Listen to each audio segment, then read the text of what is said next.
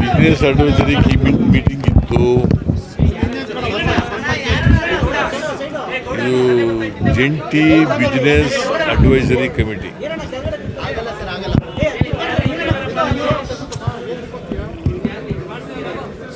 ಎಲ್ಲ ವಿರೋಧ ಪಕ್ಷದವರು ಅಟೆಂಡ್ ಮಾಡಿದ್ರು. JDSನವರು, BJPಯವರು, ಕಾಂಗ್ರೆಸ್ನವರು ಎಲ್ಲರೂ ಅಟೆಂಡ್ ಆಗಿದ್ರು. ಎಲ್ಲ ಸದಸ್ಯರುಗಳು ಇದ್ದರು.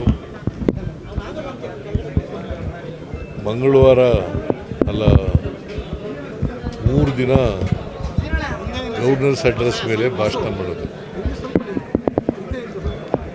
ಇವರು ಮೋಸ್ಟ್ ಲೈಕ್ಲಿ ಸುರಾ MLA ನಮ್ಮ ಜಯಚಂದ್ರ ಅವರು ಗವರ್ನರ್ಸ್ ಅಡ್ರೆಸ್ ಮೇಲೆ ಡಿಸ್ಕಷನ್ನು ಸೂಚನೆ ಮಾಡಿದ್ದಾರೆ.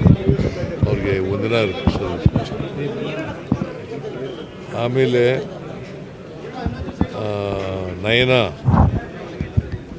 ಮೋಟಮ್ಮ ಅವರು ಅನುಮೋದನೆ ಮಾಡ್ತಾರೆ. ಸೊ ಅದು 3 ದಿನ ಚರ್ಚೆ ನಡೀತದೆ, 4, 5, 6. ಅದಾದಮೇಲೆ ಸೋಮವಾರ ನಾನು ಉತ್ತರ ಕೊಡ್ತೇನೆ ಗವರ್ನರ್ಸ್ ಅಡ್ರೆಸ್ ಮೇಲೆ. 7ನೇ ತಾರೀಕು ಬಜೆಟ್ ಮಂಡಿಸ್ತಾ ಇದ್ದೀನಿ. 7ನೇ ತಾರೀಕು ಬಜೆಟ್ ಮಂಡಿಸ್ತಾ ಇದ್ದೀನಿ. ಅದು ಮಂಗಳವಾರ, ಬುಧವಾರ, ಗುರುವಾರ, ಶುಕ್ರವಾರ ಚರ್ಚೆ ಆಗುತ್ತೆ. ಮತ್ತು 20 ತಾರೀಕಿನವರೆಗೂ ಚರ್ಚೆ ನಡೀತದೆ. 19ನೇ ತಾರೀಕಿನವರೆಗೂ. 20ನೇ ತಾರೀಕು ಅಸೆಂಬ್ಲಿನಲ್ಲಿ ಉತ್ತರ ಕೊಡ್ತೀನಿ ಗವರ್ನರ್ಸ್ ಇದ್ರ ಮೇಲೆ, ಬಜೆಟ್ ಮೇಲೆ ಚರ್ಚೆಗೆ. ಆಮೇಲೆ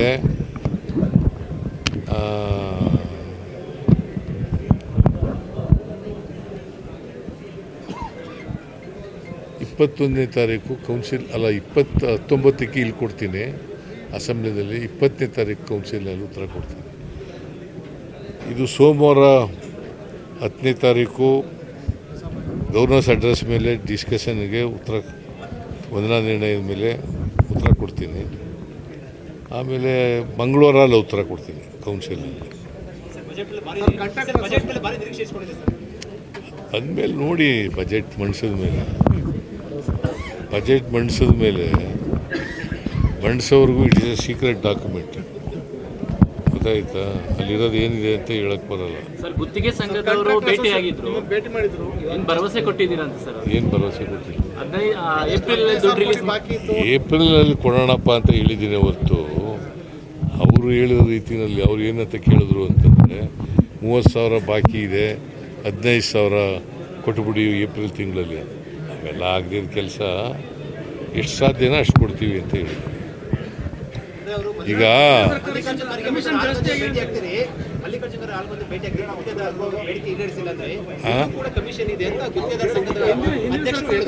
ಏನಂತ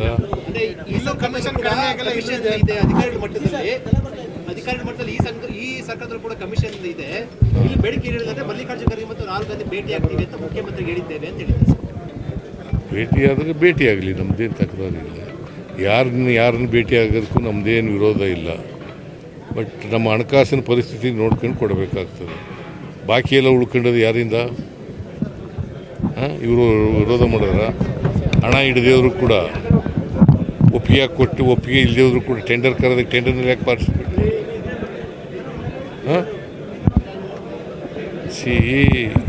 ಬಜೆಟ್ನಲ್ಲಿ ಹಣ ಹಿಡ್ದೇನೆ ಟೆಂಡರ್ ಕರೆದುಬಿಟ್ಟು ಗುತ್ತಿಗೆದಾರರು ಪಾರ್ಟಿಸಿಪೇಟ್ ಮಾಡಿ ಅದು ಅಂತಿಮ ಮಾಡಿದ್ಬಿಟ್ರು, ಕೆಲಸ ಶುರು ಮಾಡಿಬಿಟ್ರು.